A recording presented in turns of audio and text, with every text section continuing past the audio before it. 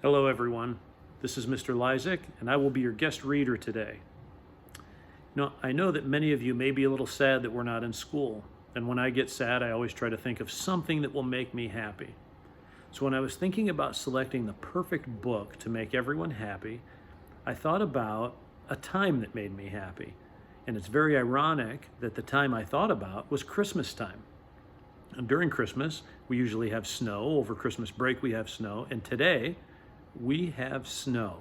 So the book I selected to read to you today is one of my favorites, The Polar Express. So let's get started.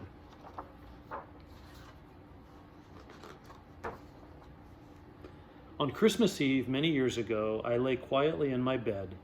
I did not rustle the sheets. I breathed slowly and silently. I was listening for a sound a friend had told me I'd never hear, the ringing bells of Santa's sleigh.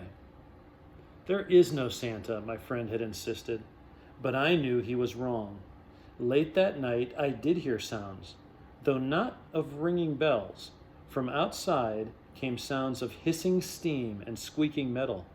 I looked through my window and saw a train standing perfectly still in front of my house.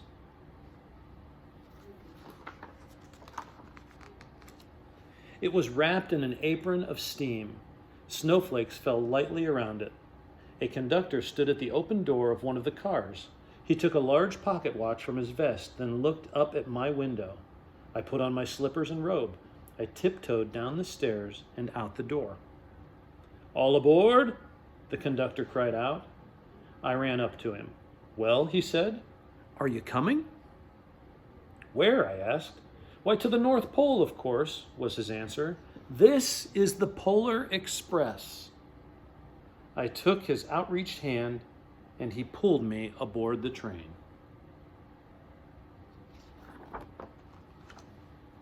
The train was filled with other children, all in their pajamas and nightgowns. We sang Christmas carols and ate candies with nougat centers as white as snow. We drank hot cocoa as thick and as rich as melted chocolate bars. Outside, the lights of towns and villages flickered in the distance as the Polar Express raced northward.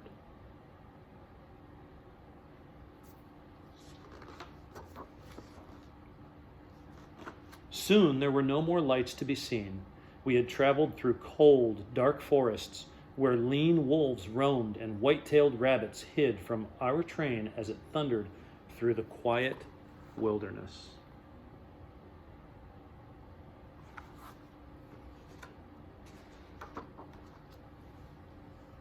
We climbed mountains so high it seemed as if we would scrape the moon, but the Polar Express never slowed down. Faster and faster we ran along, rolling over peaks and through valleys like a car on a roller coaster. The mountains turned into hills, the hills to snow-covered plains. We crossed a barren desert of ice, the Great Polar Ice Cap. Lights appeared in the distance. They looked like the lights of a strange ocean liner sailing on a frozen sea. "There," said the conductor, "is the North Pole."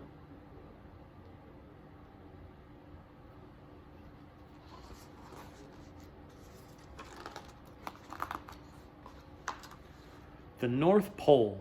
It was a huge city standing alone in the top of the world, filled with factories where every Christmas toy was made.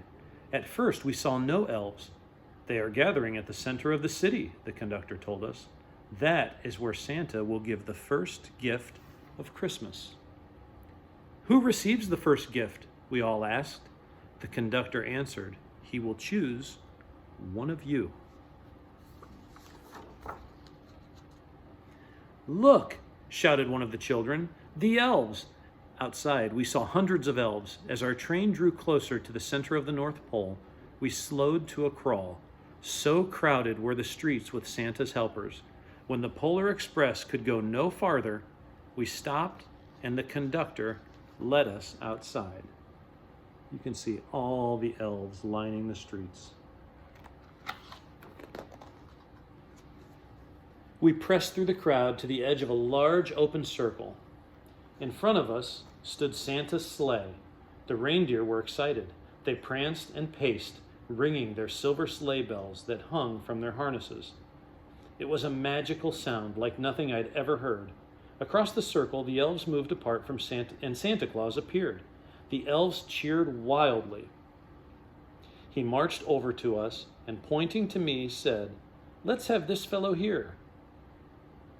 He jumped into his sleigh. The conductor handed me up. I sat on Santa's knee and he asked, "Now, what would you like for Christmas?"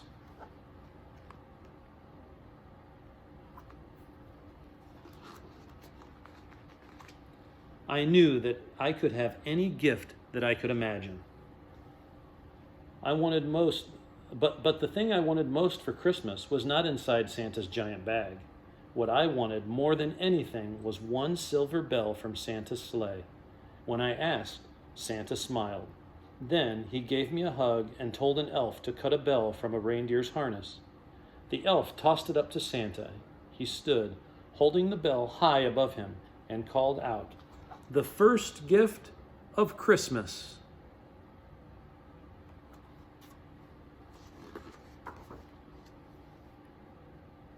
A clock struck midnight as the elves roared their approval. Santa handed the bell to me and I put it in my bathrobe pocket. The conductor helped me down from the sleigh. Santa shouted out the reindeers' names and cracked his whip. His team charged forward and climbed into the air. Santa circled once above us, then disappeared into the cold, dark polar sky.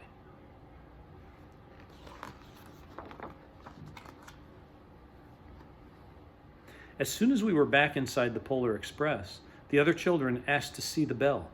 I reached into my pocket, but the only thing I felt was a hole. I had lost the silver bell from Santa's sleigh. "Let's hurry outside and look for it," one of the children said, but the train gave a sudden lurch and started moving. We were on our way home.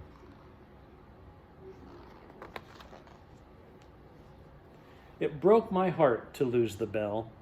When the train reached my house, I sadly left the other children. I stood at my doorway and waved goodbye. The conductor said something from the moving train, but I couldn't hear him. "What?" I yelled out.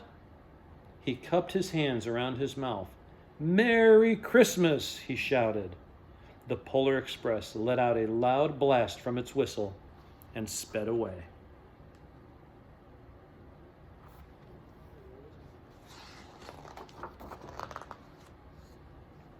On Christmas morning, my little sister and I opened our presents. When it looked as if everything had been unwrapped, Sarah found one last small box behind the tree. It had my name on it. Inside was the silver bell. There was a note. "Found this on the seat of my sleigh. You better fix that hole in your pocket." And it was signed, Mr. C. I shook the bell. It made the most beautiful sound my sister and I had ever heard. But my mother said, "Oh, that's too bad." "Yes," said my father, "it's broken." When I'd shaken the bell, my parents had not heard the sound.